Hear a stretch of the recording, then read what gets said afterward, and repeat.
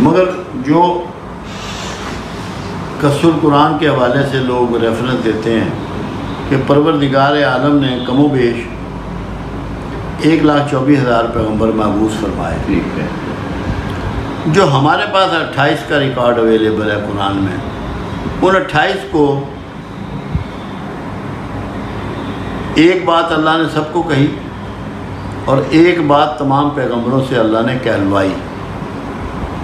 ان کو یہ کہا کہ تمہارا کام دعوت دینا ہے، ہدایت دینا میرا کام ہے.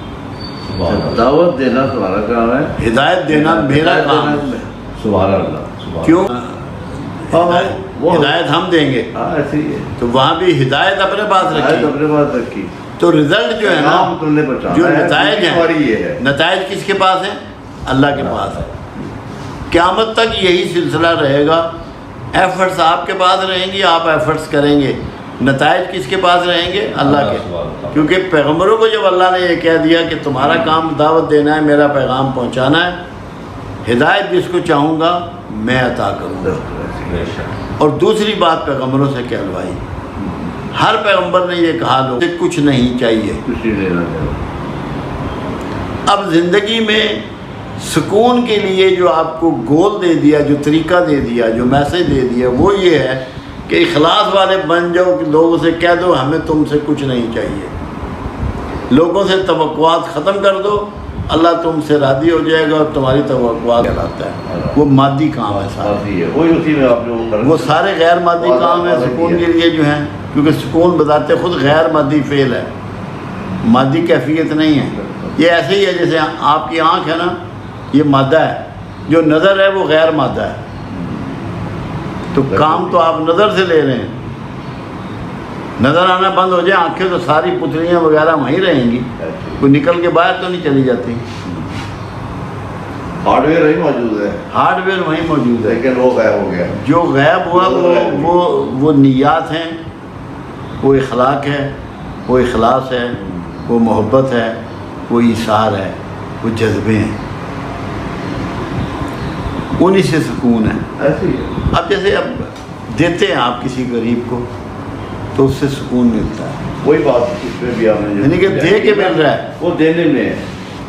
دے کے سکون مل رہا ہے. ہاں، کسی کو خوشی راحت مل رہی ہے. ملے گی. کسی کو مال دو گے تو اس سے ہی آپ کو خوشی ملے گی. اب میں آپ کو عزت دوں گا نا تو مجھے عزت ملے گی. جو دو گے وہ ملے گا، وہ واپس مل جائے گا. اللہ اسے بڑھا کے لوٹا دے گا آپ کو. بس اللہ کرے یہ سمجھ میں آتی نہیں. ویسے یہ عام طور پہ جنرلی نہیں سمجھ میں آتی. نہیں آتی. اب یہ ہے کہ بابا جی کرتے ایک بتا دیں. لوگ کہتے ہیں کہ بچوں کی شادی کے لیے بابا جی سے کہے کہ دعا کرے اور وظیفہ بتا دیں بچوں کی شادی ہوتے ہیں. ایک بات لوگوں کو اگر سمجھ آ جائے کہ رشتے آسمانوں پہ طے ہوتے ہیں، وہ کیسے، وہ میں کوڈ میں آپ کو سمجھاؤں. اللہ کے ہاں روح بھیجنے کا سسٹم موجود ہے. تو روح کے لیے لکھ دیا جاتا ہے ماں اور باپ کا نام. تو جب روح کے لیے لکھ دیا گیا اس کے ماں اور باپ کا نام تو یقیناً انہیں دونوں کی شادی ہوگی. تو رشتہ آسمان پہ طے ہوگا نا. اور یہ کریشن سے 50,000 سال پہلے لکھ کے یہ بہت سارا پہلے ہو چکا ہے بالکل کہ یہ روح فلاں گھر میں جائے گی. تو جب یہ مقرر ہے تو بے چین کیوں ہوتے ہو؟ اللہ رب ہے. رب کہتے ہیں پالنے والے کو، دینے والے کو، چھیننے والے کو. اس کی اسائنمنٹ ہے تمہارے پالنے کا بندوبست کرنا، تمہارے بچوں کی شادی کا بندوبست کرنا. سارے کام اس کے ہیں. اس کو اس کے کام یاد مت کرواؤ، اس سے معافی مانگو، اپنی غلطیوں کی توبہ کرو، معافی مانگو کہ یا اللہ ہمیں بے چینی ہے، بے صبریں ہیں. مولا علی نے ایک اتنی حسین بات ایک دفعہ کہی. آپ نے فرمایا ہم کیسے لوگ ہیں، ہم کیسے لوگ ہیں، وقت سے پہلے چاہتے ہیں، نصیب سے زیادہ چاہتے ہیں. کیا بات. وقت سے پہلے، او بھائی تیری بیٹی کا، تیرے بیٹے کا وقت مقرر ہے. جب اس کی شادی کا وقت آنا ہے، جس جگہ ہونی ہے، پروردگار عالم نے غیب سے اس کے بندوبست کرنے ہیں، سب ہو جانا ہے. تو صبر کر کے بیٹھ. بے صبرہ ہو کے تو کر لے گا. اصل میں چیز کیا ہے؟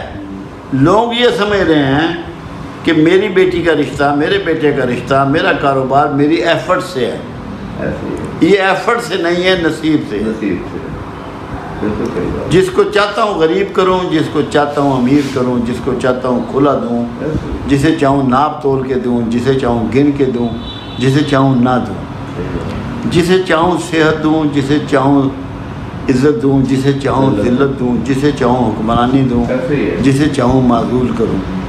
یہ سارے اختیارات اس کے ہیں۔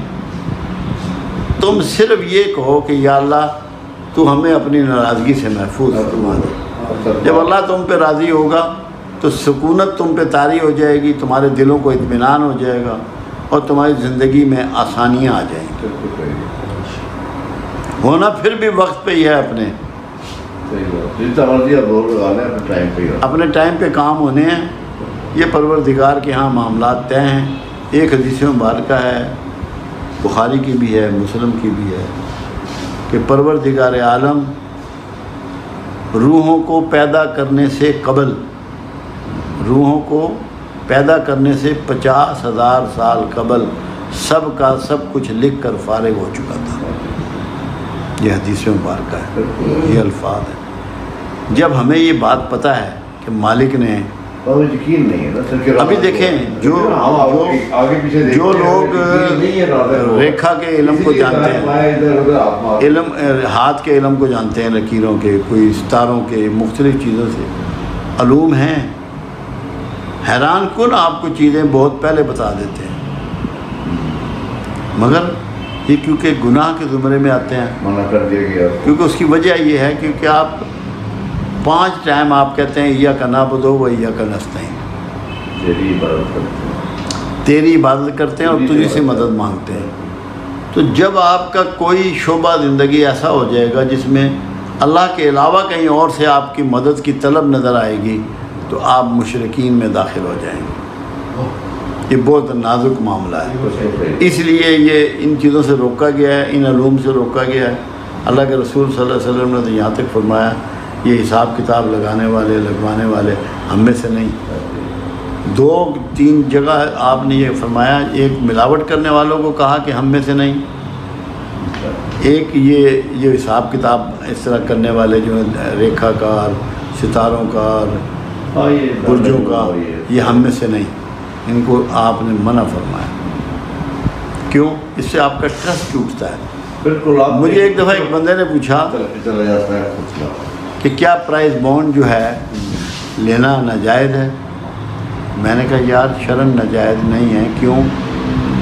کہ اس میں آپ کا نقصان کوئی نہیں ہوتا، آپ 10 روپے کا لیتے ہیں، 10 روپے کا بک جاتا ہے۔ پہلے جو تھا وہ جوا تھا کہ 11 روپے کا لیتے تھے اور 10 روپے رہ جاتے تھے، 1 روپیہ نکل جاتا تھا۔ مگر میں نے کہا ہے یہ غیر اسلامی۔ میں نے کہا وہ اس لیے کہ اس میں آپ کا توکل جو ہے ایک کاغذ کے ٹکڑے پہ منتقل ہو جاتا ہے اللہ سے کہ میرا پرائز نکل آئے گا۔ جو چیز آپ کے توکل کو کمزور کرے اور اسے ڈیمیج کرے وہ ان اسلامک ہے اور آپ کو اللہ سے دور کرنے کا راستہ ہے۔ بالکل صحیح۔ جی